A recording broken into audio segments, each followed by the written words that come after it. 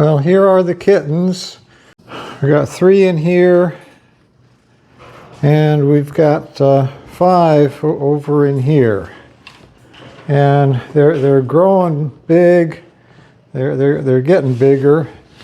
And I was cleaning everything this morning, and they're jumping out and leaping all over the place, and it's time to get them out of here. They're pretty much domesticated, I think. And I've set up an area down in the chick barn that they can be in, and I'm going to call it a halfway house between being caged inside and being outside on the farm. So I'm getting ready to move them down there so they can have more room to run around in. And there's doors that open up to the outside eventually, so they can be able to be inside and outside, and it should work out well for them. And then I have to go through and finish getting them neutered. I've got one of them neutered, appointment for another one, and it's another week or so for that. And then I can schedule 2 more, and they take 2 at a time. So it'll be a bit of a process to work them all through.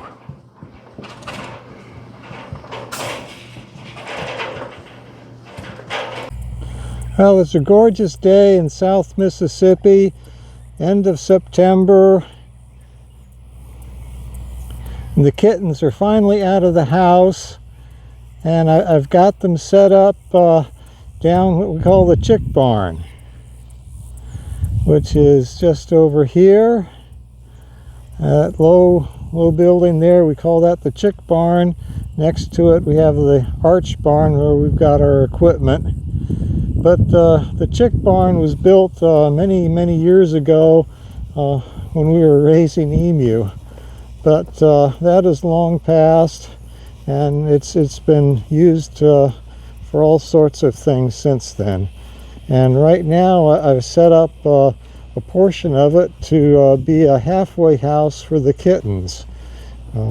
Halfway house being it's out of our house.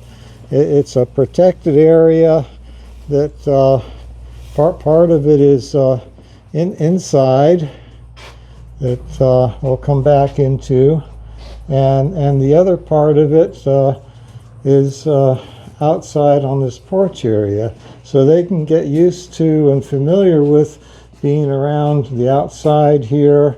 And eventually I'll set up an opening where they can come out and be full outside cats and going inside and outside. But so right now I've got this caged area.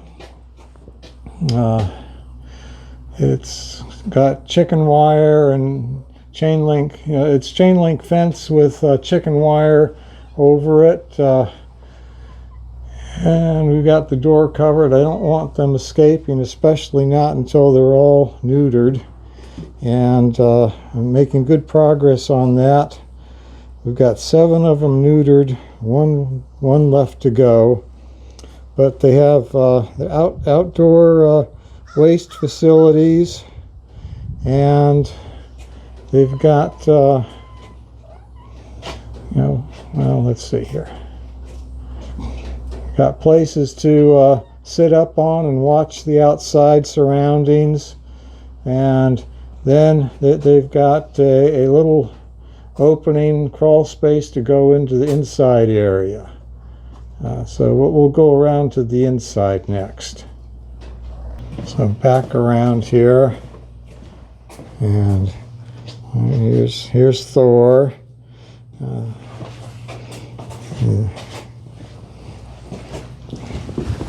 Say hi to Thor. Yeah.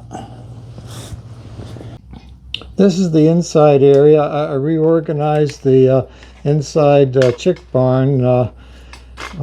We've got supplies and equipment on shelves along the right-hand side here. filing cabinet for stuff, a desk, and then we've got feed and seed over here. There's the cat carriers that we borrowed and used, some of them to taking the cats down to get the neutering done. The night before the clinic, I put the cat carriers inside the enclosure with the cats so they could get familiar with them. And I was really surprised how familiar they were getting with them. But, so I left them in overnight, and it made it really easy to put them into, well, there were 4 of them that I needed to pick out and get scheduled in to have their the spay and neuter. I didn't realize this, but male cats are neutered and female cats are spayed. I thought it was one and the same thing, but apparently I know there's a difference in how they do it, but I didn't realize they called it differently. But anyhow, so I put the cats in there so they could get used to the carriers, and they were having a great time crawling around them, and it made it real easy to pick out the designated cats and get them in the carriers and take them on their way to the clinic. The local SPCA was having a spay and neuter clinic for cats on this weekend. They were planning on doing 50 cats a day on Saturday and Sunday. I managed to get 4 reservations for my kittens here. A couple of remarkable things about the clinic. Just the thought of managing doing 100 operations on cats over the span of a weekend, that sort of boggles the mind. And then for us cat owners that were having it done, there was no cost to us. That was picked up by some cat support agency. So I thank them. That was very nice. So the next morning, I loaded the cats into the carriers and then loaded the carriers into the truck, and here they are all lined up, ready to go.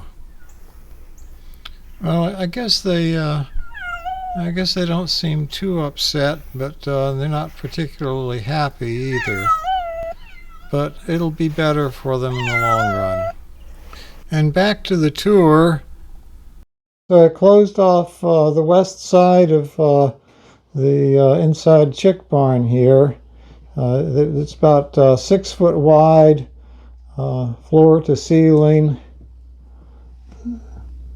We put in a stud frame, covered it with hardware cloth, quarter inch or half inch hardware cloth. We've got double doors here. Got a bar across the front to lock them in. And well, that's Nova. He climbs. Well, no, that's Watermelon. We got. Oh no! I'm stalled out here trying to say something, and the cats are going to climb out.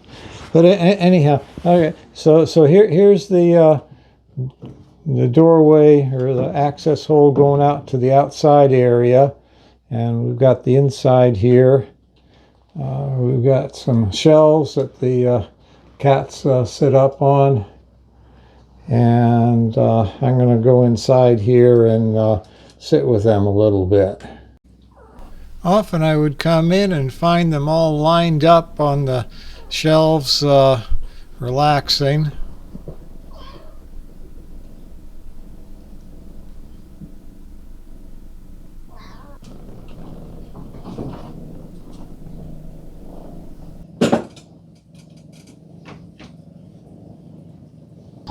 Okay, I've got the camera set up inside. I usually twice a day I come here, feed them and clean up, and but then I sit with them, and we have fun.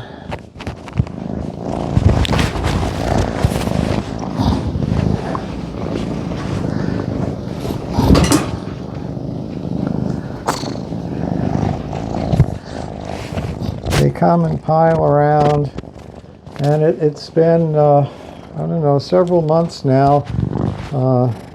Well, I figure they were born May 1st, okay, and so it's end of September now, and I think they've turned out rather well, going from feral kittens to I think these are pretty well domesticated kitten cats. And they're scrubbing away at the microphones and purring uproariously.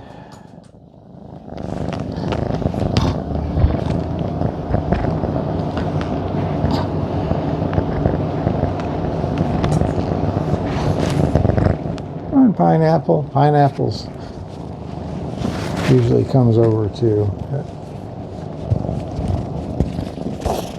I guess he's camera shy.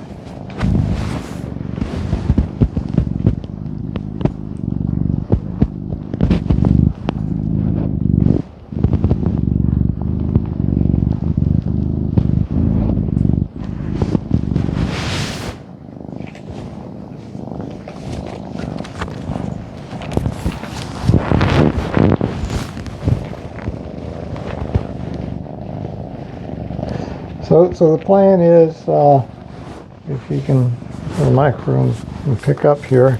So the plan is we'll get the cats comfortable with here. They have got food and water inside here.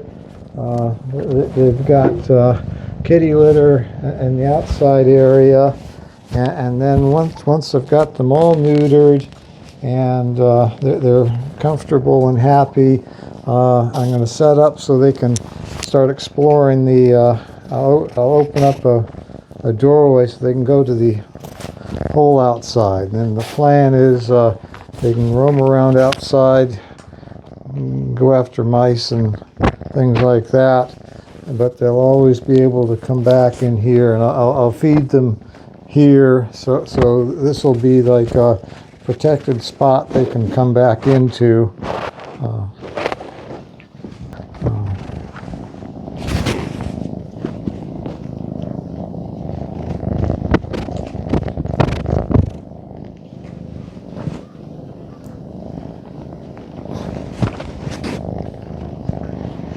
We've got Joy Found collars that have fruit labels on them, and so we've got strawberry here. This is cherry, and this is peach. We've got apple, and that's watermelon. We had 8 kittens, but it only came with 7 collars. And Nova's over here. She's got a little white starburst on her chest. Yeah, there it is. And then I think Pineapple's outside.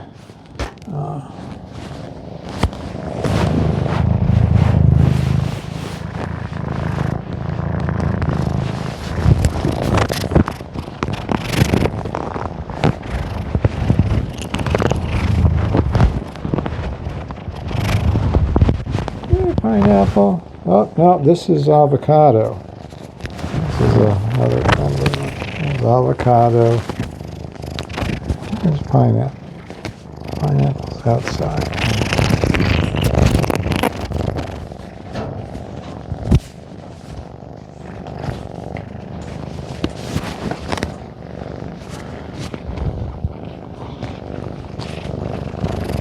So this is probably going to be the end of the series of cat videos. I'd like to put in one of those web camera things, and maybe we'll get that eventually. But this will, I think, complete the set of videos of transitioning feral kittens to domestication.